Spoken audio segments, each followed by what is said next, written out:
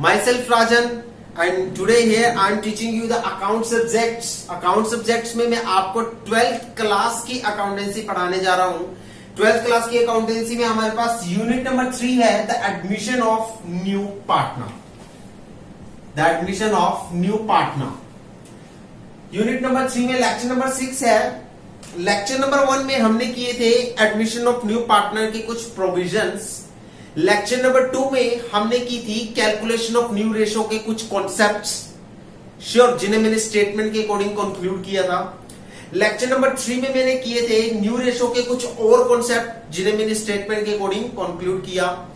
Lecture number 4 में हमने आपको पढ़ाया था कि किस तरह से आप न्यू रेशो और ओल्ड रेशो को फाइंड आउट करते हो, गेनिंग रेशो को फाइंड आउट करते हो, सेक्रीफाइसिंग रेशो को फाइंड आउट करते हो. और साथ ही साथ हमने आपको लेक्चर नंबर 2 में कुछ बातें बताई थी जिससे साथ ही साथ हमने अपने काफी सारे और टॉपिक्स कवर किए थे जिनमें हम आपको बताते हैं कि हमने आपको जर्नल एंट्री सिखाई थी जब एक न्यू पार्टनर एडमिट होता है. श्योर जब एक न्यू पार्टनर एडमिट होता है फर्म में तो वो कौन कौन सी अमाउंट लेकर आता है, हमने इसके बारे में भी जर्नल एंट्री आपको लेक्चर नंबर 2 में बताई थी. सो इसी तरह हम करते करते अपने 5 लेक्चर कंप्लीट कर चुके हैं. 6th लेक्चर में हम आपको बताने वाले हैं रीवैल्यूएशन अकाउंटिंग के बारे में. 6th लेक्चर में हम आपको बताने वाले हैं रीवैल्यूएशन अकाउंटिंग के बारे में. गाइस रीवैल्यूएशन का मतलब क्या होता है? ये रीवैल्यूएशन अकाउंटिंग किससे जुड़ा होता है? देखिए मैं यहां लिखूंगा इसका नॉर्मल मीनिंग. श्योर देखिए this account related to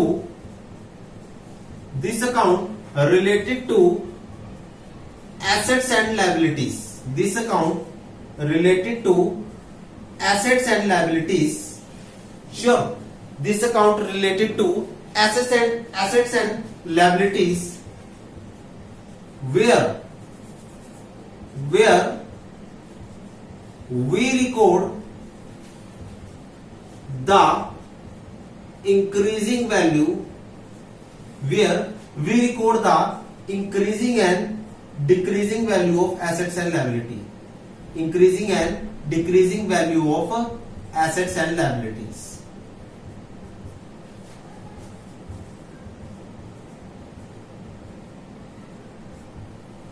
sure देखिए कहता है this account related to the assets and liabilities where we record the increasing and decreasing value of assets and liabilities.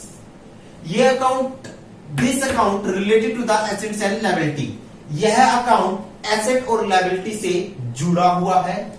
Where we record the increasing and decreasing value of assets and liability, जहां हम increasing and decreasing value of assets and liabilities की record करके चलते हैं.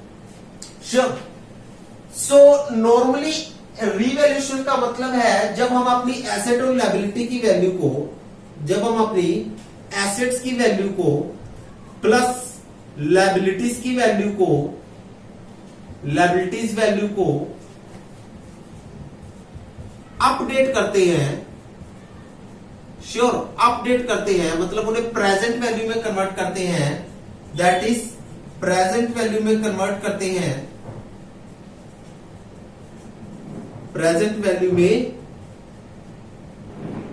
Convert करते हैं तब हम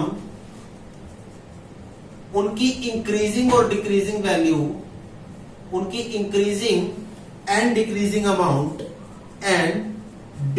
अमाउंट रीवैल्यूएशन अकाउंट में रिकॉर्ड करते हैं. देखिए गाइस कितना सिंपल है, ध्यान से देखिए.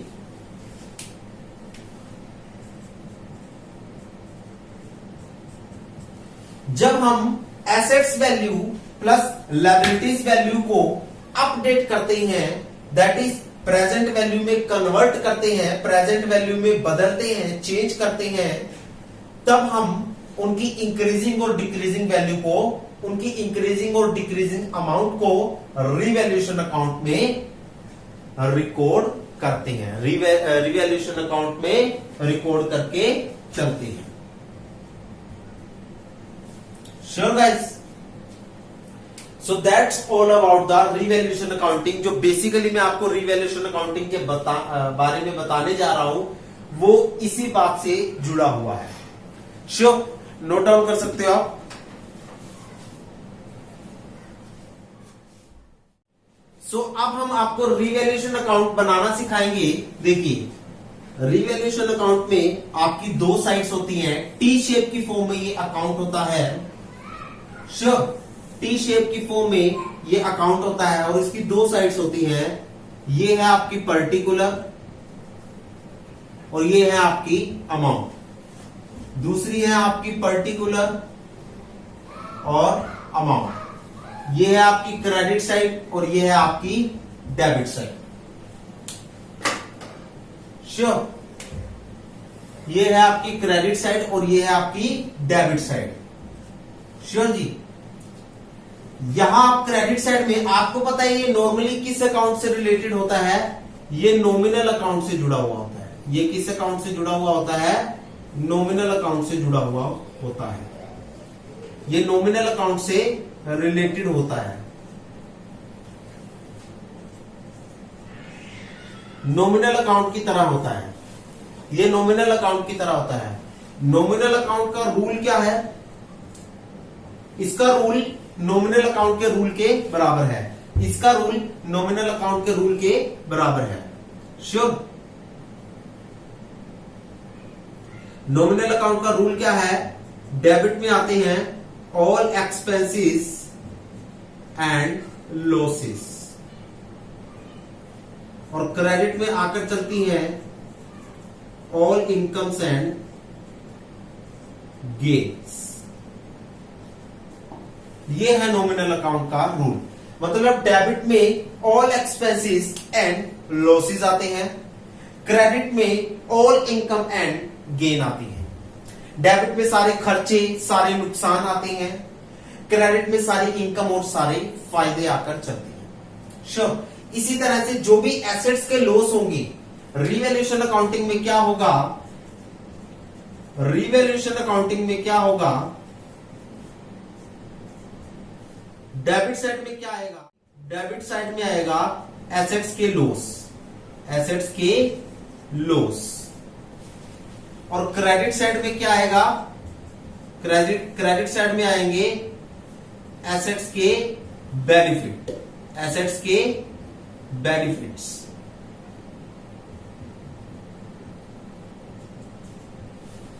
श्योर जी, एसेट्स के बेनिफिट। और दूसरी तरफ डेबिट साइड में क्या आएगा? डेबिट साइड में क्या आएगा? लायबिलिटीज के लॉस। क्या आएंगे? लायबिलिटीज के लॉस। और क्रेडिट साइड में आएंगे लायबिलिटीज के बेनिफिट्स। यहां आप ऐसे रिकॉर्ड कर सकते हो, डेबिट साइड में, wait a minute,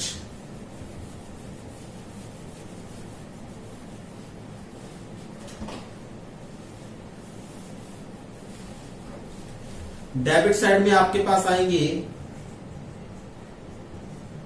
assets and liabilities के लॉस। श्योर जी। और क्रेडिट साइड में आएंगे आपके पास एसेट्स एंड लायबिलिटीज के profit.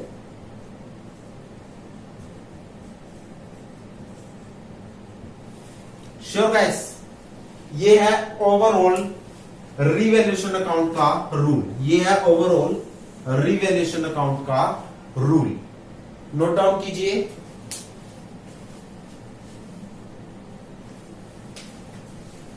So after this all हम अपने रिवैल्यूएशन अकाउंट की तरफ जाते हैं। सो डेबिट साइड में आते हैं एसेट्स के लॉस। एसेट्स का लॉस क्या होता है? एसेट की वैल्यू का डाउन हो जाना। So to decrease in value of asset, to decrease in value of asset. Sure, देखो एसेट की वैल्यू का डिक्रीज हो जाना, एसेट की वैल्यू का कम हो जाना हमारे लिए लॉस है। एसेट की वैल्यू का डिक्रीज हो जाना, एसेट की वैल्यू का कम हो जाना मेरी मशीन 5 लाख की थी जब मैंने खरीदी थी। श्योर, मशीनरी की वैल्यू 5 लाख की थी जब उसने खरीदी थी। आज उसकी प्रेजेंट वैल्यू 2 लाख रुपए हो चुकी है, तो 3 लाख रुपए कम हो गई है वैल्यू। तो जो 3 लाख रुपए कम हुई है वो है मशीनरी की वैल्यू का लॉस, और वो कहां रिकॉर्ड किया जाता है? रीवैल्यूएशन अकाउंट में। Sure, to decrease in the value of asset. और अगर एसेट की वैल्यू इंक्रीज हो जाए तो वो यहां लिखी जाती है, by increase in the value of asset, by increase in the value of asset. Sure guys. उसके बाद यहां लिखा जाता है to increase in the value of liability, to increase in the value of liability. देखिए, आपका लोन 2 लाख रुपए का था, आपका लोन 2 लाख रुपए का था। अब उस लोन पर इंटरेस्ट लगता गया, ब्याज लगती गई, तो वो लोन की वैल्यू 2,50,000 रुपीज हो गई, या उस लोन की वैल्यू 3 लाख रुपीज हो गई। श्योर, फॉर एग्जाम्पल उस लोन की वैल्यू 3 लाख रुपीज हो गई। अगर उस लोन की वैल्यू 3 लाख रुपीज हुई है, मतलब वो 1 लाख रुपए उसकी वैल्यू बढ़ गई। 1 लाख रुपए उसकी वैल्यू बढ़ी है, तो वो हमें नुकसान हो गया। हमने तो लोन लिया था 2 लाख का, लेकिन इंटरेस्ट लगने की वजह से वो 3 लाख का हो गया। 1 लाख रुपए उसकी वैल्यू बढ़ गई। वो जो 1 लाख रुपए उसकी वैल्यू बढ़ी है वो हमारे लिए लॉस है, वो हमारे लिए लॉस है। तो ये कहां आएगा? डेबिट साइड में आकर चलेगा। यहां क्या आएगा? यहां इंक्रीज है तो यहां डिक्रीज आएगा, by decrease in the value of loan.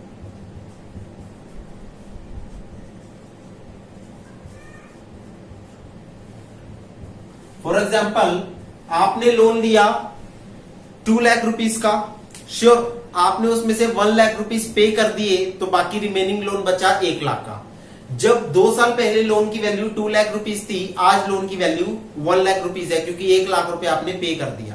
तो जो लोन की वैल्यू डिक्रीज हुई है, डाउन हुई है, वो आपके लिए फायदा है, तो वो आपका क्रेडिट साइड में आकर चलेगा। उसके बाद आपके पास आती है अनरिकॉर्डेड एसेट। अनरिकॉर्डेड एसेट आपकी क्रेडिट साइड में आती है। अगर आप किसी एसेट की वैल्यू लिखना भूल गए हो और उस बाद में आपको पता चलता है कि ये भी हमारे पास एक एसेट पड़ी थी, सपोज करो आपके पास कंप्यूटर पड़े थे 5 लाख रुपए के, आप उनकी वैल्यू को रिकॉर्ड करना भूल गए थे बैलेंस शीट में, लेकिन ईयर एंडिंग के बाद आपको पता चला कि ओ ये कंप्यूटर के ऐसे कुछ पार्ट्स हैं जिनकी वैल्यू को हम रिकॉर्ड करना भूल गए थे, जो कि 5 लाख रुपीज के हैं। तो वो आपके लिए बेनिफिट ही साबित होंगे ना, क्योंकि आपकी एसेट की वैल्यू पहले के मुकाबले बढ़ गई है। श्योर, आफ्टर रिकॉर्डिंग आपकी एसेट की वैल्यू पहले के मुकाबले बढ़ गई है। इनको रिकॉर्ड करने के बाद आपकी एसेट की वैल्यू पहले के मुकाबले बढ़ गई है, तो आपको एक क्रेडिट साइड में लिखनी है अनरिकॉर्डेड एसेट्स। श्योर जी। और अनरिकॉर्डेड लायबिलिटी यहां आती है, टू अनरिकॉर्डेड लायबिलिटीज। श्योर जी। अब आपने इन दोनों का डिफरेंस किया। नॉर्मली आपको प्रॉफिट एंड लॉस अकाउंट में जब डेबिट साइड में डिफरेंस आता है, जब डेबिट साइड में बैलेंस फिगर आती है, जब डेबिट साइड में बैलेंस शीट आता है, उसे आप क्या कहते हैं? नेट प्रॉफिट का नाम देते हो। श्योर जी। यहां आप नाम दोगे profit transfer to capital account, profit transfer to capital account. Sure जी। और अगर लॉस आता है तो उसे आप नाम दोगे, अगर क्रेडिट साइड बैलेंस फिगर आती है, अगर क्रेडिट साइड बैलेंस फिगर आती है तो उसे आप नाम दोगे loss transfer to capital account, loss transfer to capital account.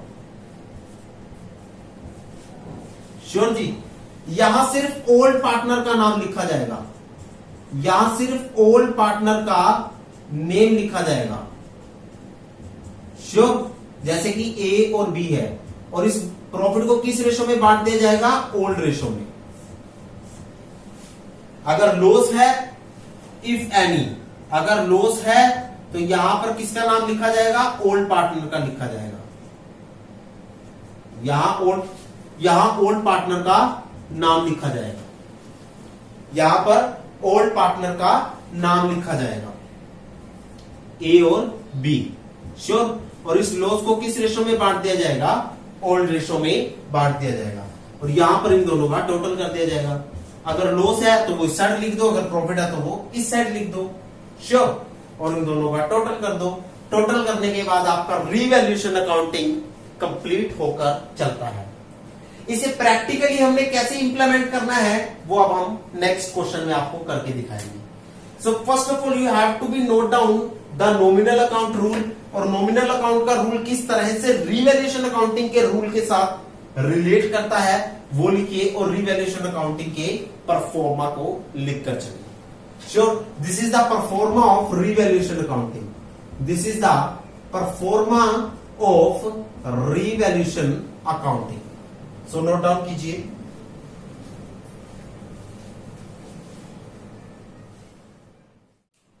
So guys आपके पास ये क्वेश्चन है, आपके पास क्वेश्चन नंबर 1 कहता है आपको बैलेंस शीट दे रखी है 31/3/2016 की। बैलेंस शीट दे रखी है 31/3/2016 की। एसेट साइड में आपके पास कार है 1 लाख की, मशीनरी है 1 लाख की, और क्लोजिंग स्टॉक है 2 लाख की। Sure.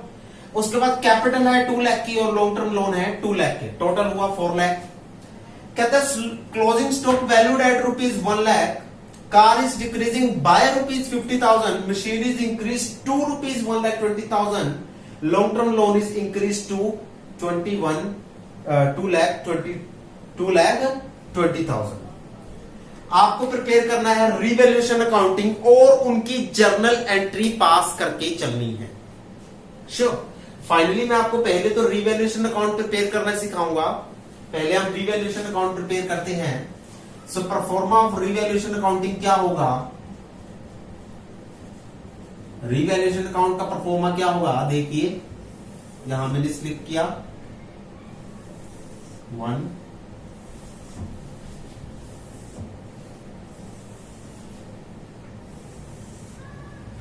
that is your particular, that is amount, that is your particular, and that is amount, that is credit side, and that is debit side. Sure guys। सबसे पहले तो आप देखिए आपके पास क्या है, क्लोजिंग स्टॉक कितना वैल्यूड हुआ है? 1 लाख का। क्लोजिंग स्टॉक की एक्चुअल प्रेजेंट वैल्यू कितनी है? 1 लाख रुपीस। लेकिन पुरानी वैल्यू कितनी थी? बैलेंस शीट में लिखी हुई वैल्यू है, मतलब ये ओल्ड वैल्यू है। देखिए जो ये वैल्यूज बैलेंस शीट में लिखी हुई हैं इन्हें हम कहते हैं ओल्ड वैल्यू, और जो एडजस्टमेंट में लिखी हुई है इन्हें हम कहते हैं update value, present value. Sure जी। क्लोजिंग स्टॉक की प्रेजेंट वैल्यू है 1 लाख रुपए, बैलेंस शीट में कितने लिखी हुई है? 2 लाख रुपए। श्योर। तो 1 लाख रुपए कम हो गया क्लोजिंग स्टॉक। क्लोजिंग स्टॉक हमारा एसेट है तो एसेट डिक्रीज हो गया। डिक्रीजिंग एसेट कहां लिखते हैं? यहां। तो ये लिखेंगे to decrease in closing stock, to decrease in closing stock. कितना? 1 लाख रुपए। श्योर जी। कितना है? 1 लाख रुपीस है।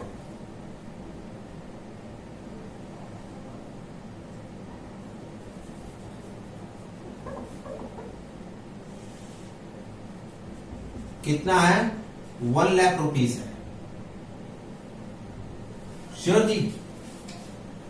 उसके बाद है कार इज डिक्रीजिंग बाय, ये वर्ड है बाय ₹50,000। बाय का मतलब होता है कि इतनी वैल्यू इंक्रीज और डिक्रीज हुई है। यहां पर मैं आपको एक मीनिंग लिखवाना चाहूंगा, यहां लिखिए बाय का मतलब होता है इंक्रीजिंग और decreasing value.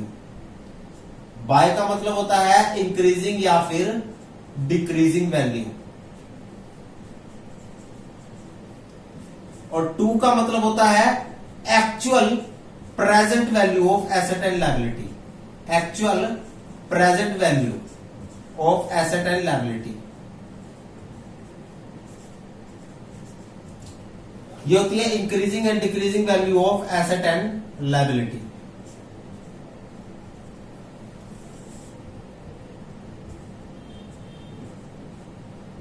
Sure ji.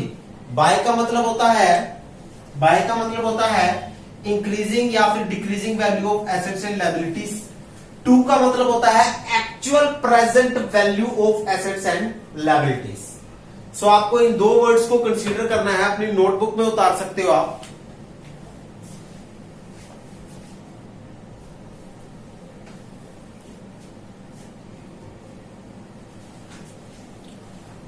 Sure guys. So by और टू के बाद हम आपके पास कॉन्सेप्ट अपना क्वेश्चन कंप्लीट करते हैं। ये तो हमने आपको समझाने के लिए बताया कि क्वेश्चन में बेसिकली कभी कभी कुछ फॉर्म्स, कुछ फिगर्स आ जाती हैं जिन्हें आपको अंडरस्टूड करना जरूरी हो जाता है। सो अब हम आपके लिए क्वेश्चंस आगे कंप्लीट करेंगे।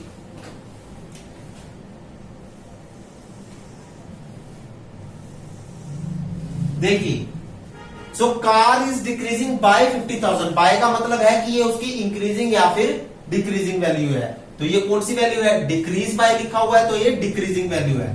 तो कार आपकी एसेट है, वो भी डिक्रीज हो रही है, तो डेबिट साइड में। To decrease in the value of car, to decrease in the value of car कितनी है? 50,000 रुपीज। ये उसकी एक्चुअल इंक्रीजिंग या फिर डिक्रीजिंग वैल्यू है। श्योर जी, ये उसकी एक्चुअल इंक्रीजिंग या फिर डिक्रीजिंग वैल्यू है। नेक्स्ट है machinery is increase 2 rupees, increase to 120।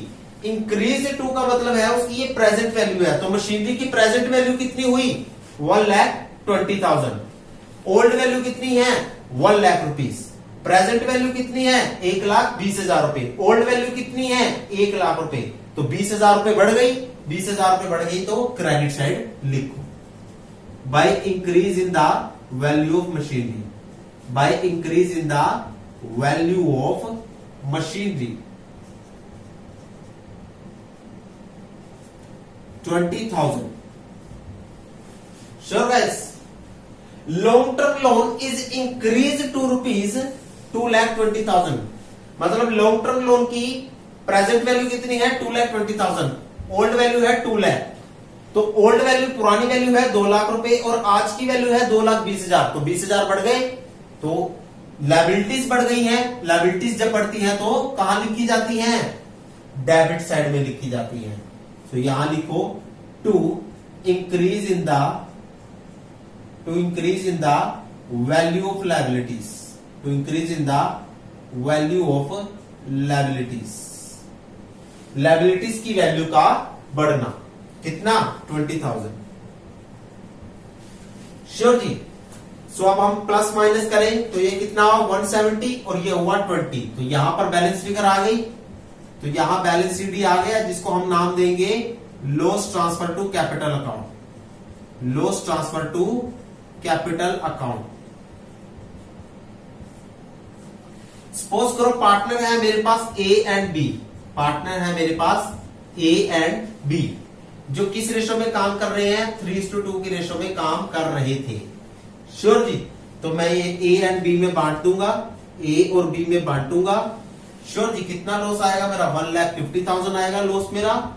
Loss आया मेरा 1,50,000। ए और बी में बांटूंगा 3:2 में। सो 5 3 3 3 9 90 और 60,000। श्योर जी। ये मैंने किस रेशो में बांटा है?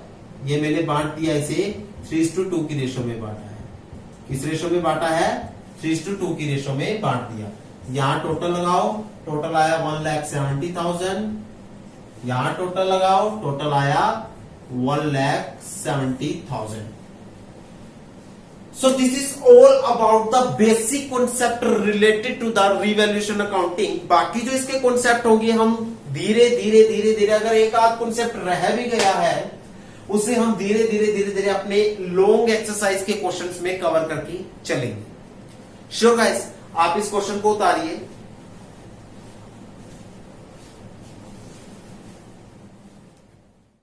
सो गाइस, रिवैल्यूएशन अकाउंटिंग के बेनिफिट्स क्या हैं? जो आपके पास रिवैल्यूएशन अकाउंटिंग है उसके बेनिफिट क्या हैं? देखिए उसके बेनिफिट्स क्या है। पहला बेनिफिट, ये एसेट और लायबिलिटीज की इंक्रीजिंग और डिक्रीजिंग वैल्यू को रिकॉर्ड करती है। सो इट रिकॉर्ड, प्रॉपरली लिख देते हैं, it record the increasing and decreasing value of assets and liability, assets and liabilities of firm, liabilities of firm।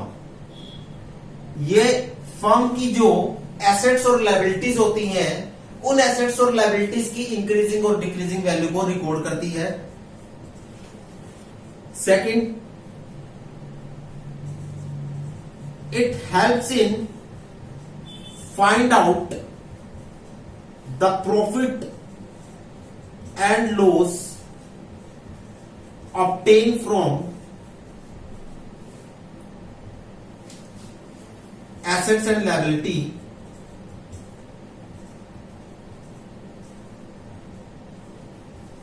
at the time of its revaluation। पहला तो है कि ये जो फर्म की एसेट्स और लायबिलिटीज होती हैं, जो फर्म की एसेट्स और लायबिलिटीज होती हैं, ये उनकी इंक्रीजिंग और डिक्रीजिंग अमाउंट को, वैल्यू को रिकॉर्ड करके चलता है, नंबर 1। सेकंड, जो फर्म्स की एसेट और लायबिलिटीज को जब हम रीवैल्यूड करने लगते हैं, फर्म्स की एसेट और लायबिलिटीज वैल्यू को जब हम रीवैल्यूड करने लगते हैं, तो ये उस समय उन एसेट्स और लायबिलिटीज में क्या क्या लॉस हुए हैं, क्या क्या प्रॉफिट्स हुए हैं, ये उनको भी फाइंड आउट करके चलता है, ये उन्हें भी रिकॉर्ड करके चलता है। Sure. So this is all about the basic fundamental, this is all about the basic fundamental related to revaluation accounting and related to your chapter. Next हम आपके सामने करेंगे कुछ ओल्ड अमाउंट एसेट्स और लायबिलिटीज की, जिन्हें हम डिस्ट्रीब्यूट करते हैं अमंग ऑल पार्टनर में। श्योर। सो नेक्स्ट लेक्चर में हमारा जो टॉपिक होगा वो टॉपिक होगा गुडविल का, कि गुडविल की ओल्ड अमाउंट और गुडविल की न्यू अमाउंट को कैसे हम डिस्ट्रीब्यूट करते हैं at the time of admission of a new partner. Sure. So basically हम नेक्स्ट में आपको गुडविल के बारे में डिस्कस करके चलेंगे। सो बी प्रिपेयर। होप सो आपको हमारी ये इजी टर्म समझ में आ चुकी होंगी guys. Thank you so much, have a nice day.